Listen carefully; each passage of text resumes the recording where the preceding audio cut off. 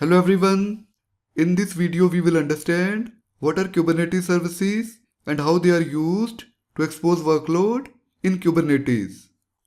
First of all, we will understand what are Kubernetes services. In Kubernetes, services provide a way to interact with pods and are used to expose group of pods or group of backend pods. When we run some pod in Kubernetes, by default it runs in its own network namespace and we cannot access any container inside pod from outside container. So to interact with pods, or more specifically containers, we must expose the pod or pods using Kubernetes service. And using Kubernetes service, we can expose the pod or pods within the cluster using cluster IP service. Or we can expose the pods or group of pods to outside cluster. And this is done using node pod and load balancer services. Now before we talk about services, let's understand pod creation process at high level.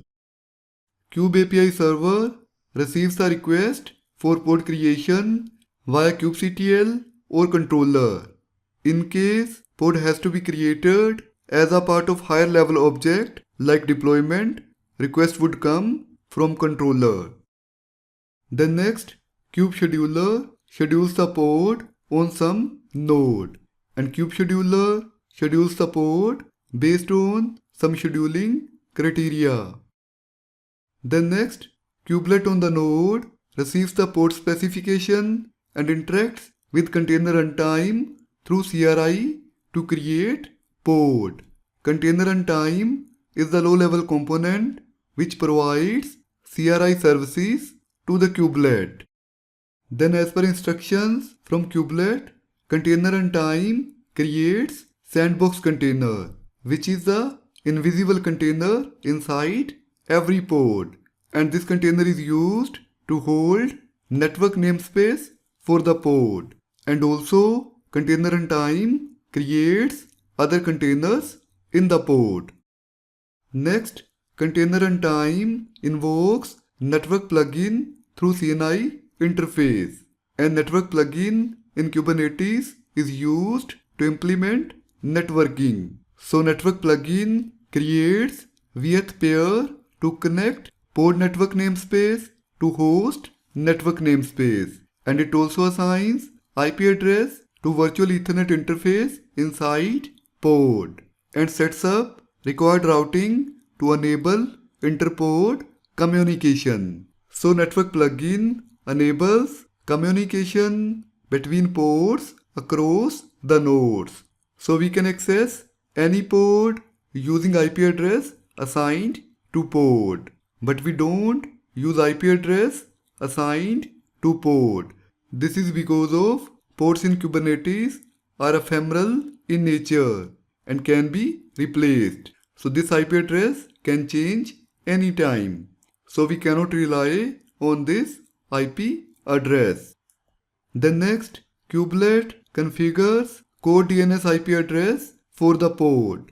So kubelet configures resolve.conf file for every pod to use core DNS. And by default, this IP address is used, but it can be different depending upon the service network in use for Kubernetes cluster.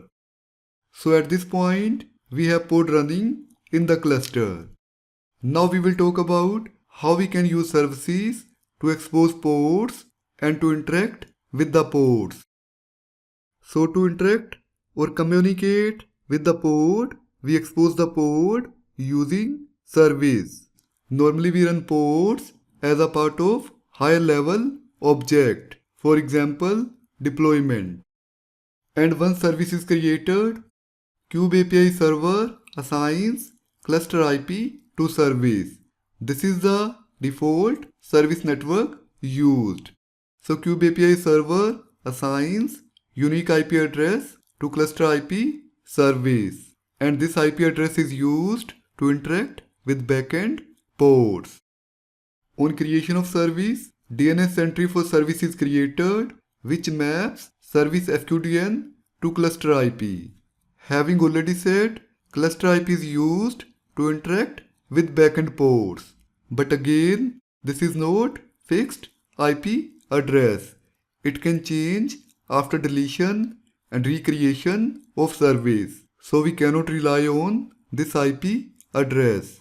So we use service FQDN to interact with backend ports. Now we will understand how traffic for the cluster IP service is routed to backend ports. This is done through IP tables on Linux. And kubeproxy, which is network proxy and runs on each node in Kubernetes, sets up IP tables to route traffic for cluster IP to backend ports. This is the format of service FQDN. Service name dot namespace dot svc, then cluster domain, and this is the default domain, cluster dot local. So we must use this FQDN in front-end ports to interact with backend ports. And to resolve this FQDN, ports query CodeDNS, which is configured as DNS server for every port. Now we will understand how Kubernetes service finds backend ports. Kubernetes service uses selector which specify labels, and ports with matching labels are served by this service. So once a service is created, it finds backend ports based on labels provided as selector field. And kubeproxy, which watches for the service, sets up required routing to route the traffic for the cluster IP to the network endpoints, which are the ports. So overall, we understood how services work in Kubernetes. Now let's move to the cluster and understand how to use services practically. Now we are on control plane node of cluster. I will check status of nodes. kubectl get nodes, and we have one control plane node and two worker nodes. They are in ready status. Now we will create nginx deployment to understand concept of services, and we will run 3 ports as a part of this deployment. It does not matter if ports are running as standalone ports or are running as a part of higher level object. Services work in same way. But yes, in case of stateful sets which are used to run stateful workload, services are used for different purpose. But in this lecture, we will understand how service is used to expose deployment, which is used to run stateless workload. So now we will create a deployment.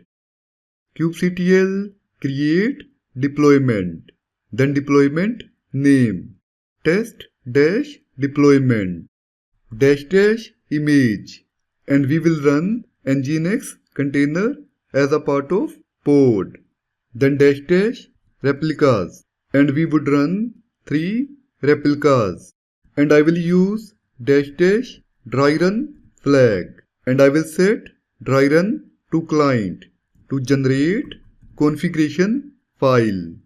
This flag is used with client as argument to generate configuration file, but it will not create resource. So this is a configuration of deployment. We can save it, and then we can use kubectl apply command line to apply this configuration. Normally we use this declarative approach in production environments, but I would use imperative approach here. We will bring up same command and we will remove these extra flags. Deployment has been created. We did not specify any namespace, so by default namespace is used. Now we will list resources in default namespace. kubectl get all, And this is our deployment. And this replica set is running as a part of this deployment, which further controls these three ports. This is a service in the default namespace which is used to interact with Kube API server. And this is created as a part of Kubernetes installation process. So this is an important service. This is just for extra information. Now we have three web ports running, and having already understood, network plugin assigns IP address to virtual Ethernet interface in each port. Here keep in mind all containers inside port run in the same network namespace. So in case multiple containers run as a part of port, they share same network configurations. Now I will list IP address assigned to each port. kubectl get port -o with white as argument. And these are the IP addresses assigned to each port. I will copy this, and using this IP address we will access web service. And to do so we will use curl command line. So with this command we will send get request to root of web container, and we are able to see HTML document for welcome page. So it means we are able to access the container. But as I said, we don't use IP address to access or to interact with any port, because port is replaceable and this IP address can change anytime. I will clear the screen. Now I will start shell inside container, and for this we need kubectl exec command line, and we must use -it options. -i option is used to keep standard input open with the container so we can interact with container, and -t option is used to allocate terminal because we are running shell, so a terminal will be assigned to shell program. Now we need to provide one of three ports, then double dash, then path to shell program. Now we are inside nginx container. I will execute host name. So we can see host name of the container. Now from here we will access the web service, and of course it would work because we are inside container. And in this case we will use local host, and we are able to access service which is as expected. Now I will exit. Now we will expose the deployment using Kubernetes cluster IP service, and for this we need to use kubectl expose command line. kubectl expose deployment, then deployment name. We must provide port on which web server container is listening, and by default port 80 is used. We can skip this flag if we already provide container port in port template, because in that case it will be taken from there. It is not mandatory to provide service name and service type, because by default cluster IP service will be created and the default name, same as that of deployment, will be used as service name. Before I execute this command, I would use -- dry run flag to generate configuration file. This must be set to client -o YAML to generate configuration file for the service. And this is the configuration of service. And having already said, service uses selector which specifies labels to find backend ports with matching labels. We could also use kubectl create service command with selector specifying same label as on ports. Result would be same in both cases. Now I will display configuration of deployment. And to display live configuration, we need this command. And here important is this labels object, and this is the label set on each port, which we already seen in the service configuration. I will bring up same command and I will remove these flags. Now I will hit enter to create service. So deployment has been exposed. Again, we will list all the resources in default namespace. When we use kubectl getAll command, workload resources and services are listed. Not all objects in the namespace are listed. So this is important to understand. And this is our service. And this is the cluster IP assigned to this service. And we can use this cluster IP to access web service. And cluster IP service sends the traffic to backend ports in load balancing fashion. So I will copy this IP address and we will send GET request using cluster IP. So we need this command. And this works as expected. Now in this case, we are accessing the web container through cluster IP service. So now we understood how to expose ports using cluster IP service. But as I said, we don't use cluster IP to interact with container. So we must use service FQDN.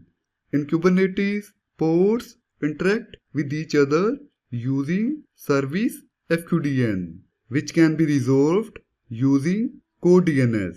Now we will understand how service FQDN is used. To understand this, we will start shell in BusyBox container. BusyBox is a lightweight Linux distribution which provides different commands. So BusyBox container is used for learning, troubleshooting and testing purposes. And we need this command. Now we will understand this command. kubectl run --rm. This flag is used to delete the container when it exits. So this is important for cleanup purpose. And we already understood -it options.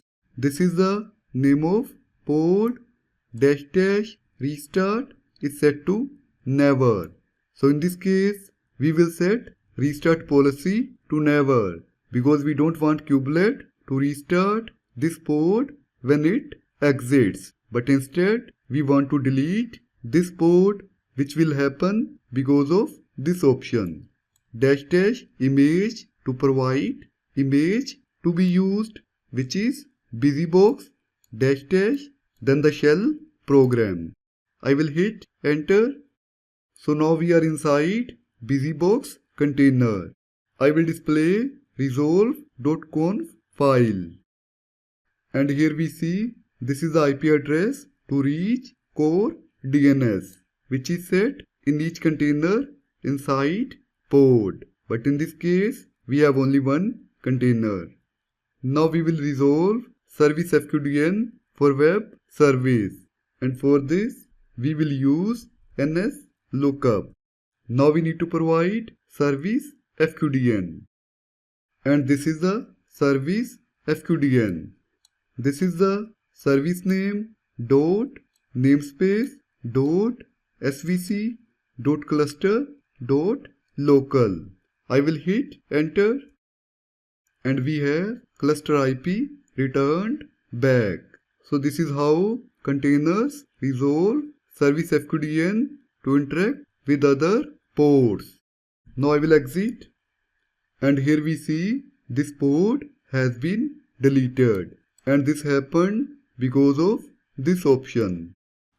Now I will list service and this is the cluster IP and we got same IP address as a result of DNS query. So this is just to understand how DNS resolution works. So now we understood how cluster IP service is used to interact with backend ports. And we know cluster IP service exposes the ports within the cluster. So to access ports from outside the cluster, we must use node port or load balancer service. Now I will modify this service to node port service, and we will use kubectl edit command line. kubectl edit service. Here keep in mind we are working in default namespace, so I am not using -n option to specify namespace. Then service name, and in the type we need to change cluster IP to node port. This is all we need to do. We will save and quit. So we are done. Now I will display service configuration in YAML format, and we need this command. And here we see node port has been assigned from the default range. So it means this cluster IP service is exposed on each node in the cluster on this node port. So this service is the extension of cluster IP service. So using this service, we can access backend ports using node IP address along with this port. So it means we can access the ports from outside cluster. I will copy this port. Now we will check node IP address, and this is the node IP address. Again we will use curl command line, and we need this command, and we are able to access the service using node IP. So in this way we can expose the workload to outside cluster. So here keep in mind node port routes the traffic from outside to cluster IP service, and cluster IP service further routes the traffic to backend ports. And this is because of node port is extension of cluster IP service. In similar way, we can use load balancer service. But load balancer service requires a load balancer to be created as front end to this service. And this is normally used on clusters which are integrated with some cloud platform which can provide load balancer for the service. Rest everything is same. But in that case, traffic is sent to load balancer which is exposed to outside world, and load balancer routes the traffic to corresponding cluster IP service, and then we know cluster IP service further routes the traffic to backend ports. Now again I will list service, and we are talking about this service. When we use load balancer service, IP address of the load balancer will be populated as external IP of this service, and in this case traffic is sent to this IP address. And of course service type will be load balancer in this case. This is all about this lecture.